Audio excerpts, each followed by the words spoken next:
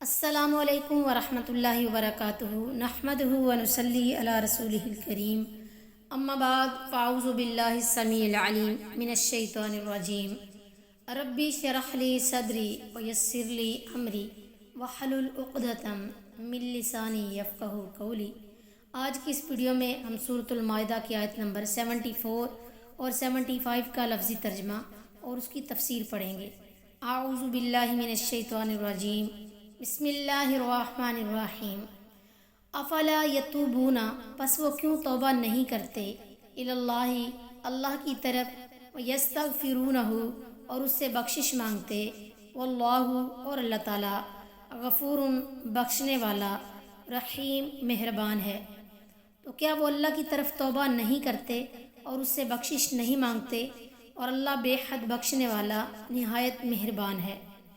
افلا یتوبون الی اللہ، یہ بظاہر سوال ہے مگر اصل میں امر یعنی حکم دینے کی ایک صورت ہے، یعنی ان کا یہ جرم انتہائی سنگین اور صریحاً شرک کی حد تک پہنچا ہوا ہے، تاہم اگر توبہ کر لیں تو ان کا یہ قصور معاف ہو سکتا ہے۔ مل مسیح ابن مریم، نہیں ہے مسیح ابن مریم، الا مگر رسول قد خلت گزر چکے، من قبلی اس سے پہلے، رسول و امہ اور اس کی ماں، صدیقۃ صدیقہ، کان یاکلانی وہ دونوں کھاتے تھے، طعام کھانا، انظر دیکھو، کیفا کیسے، نبین ہم بیان کرتے ہیں، لہم ان کے لیے، آیاتی آیات، ثم انظر پھر دیکھو، انا کیسے، یوفکون اوندے جا رہے ہیں۔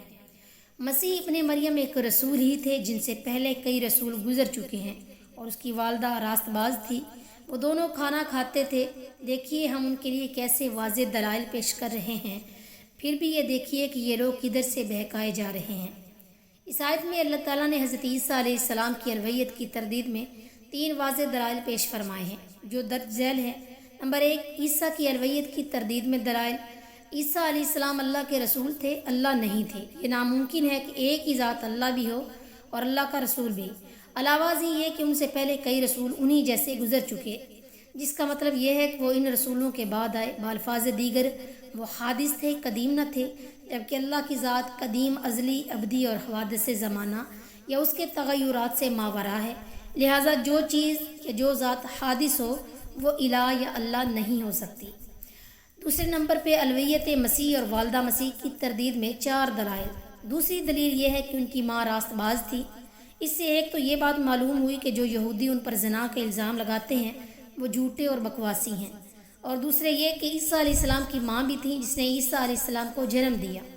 آپ اس کے پیٹ سے پیدا ہوئے تھے۔ ان کی ماں کو وضع حمل کے وقت ایسی ہی دردیں شروع ہوئیں جو عام عورتوں کو ہوا کرتی ہیں، اور عیسیٰ علیہ السلام اسی فطری اور عادی طریقہ سے ماں کے پیٹ سے پیدا ہوئے جیسے عام انسان پیدا ہوتے ہیں، لہٰذا عیسیٰ علیہ السلام نہ خود الہ ہو سکتے ہیں نہ ان کی والدہ، کیونکہ اس قسم کی باتیں اللہ کے لیے سزاوار نہیں۔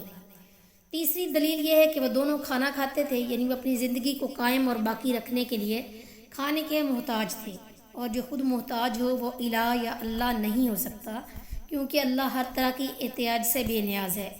پھر جو شخص کھانا کھاتا ہے اس کے اندر سے پخانہ، پیشاب اور گندگی، ہوا جیسی فضلات اور نجاستوں کا خراج بھی ہوتا ہے، اور یہ سب ایسی نجاستیں ہیں جن سے طہارت لازم آتی ہے۔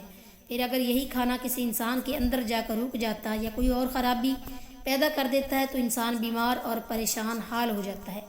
جب تک ایسی عوارضات کا علاج نہ کیا جائے، لہٰذا جو شخص کھانا کھاتا ہے وہ اللہ یا الہ نہیں ہو سکتا۔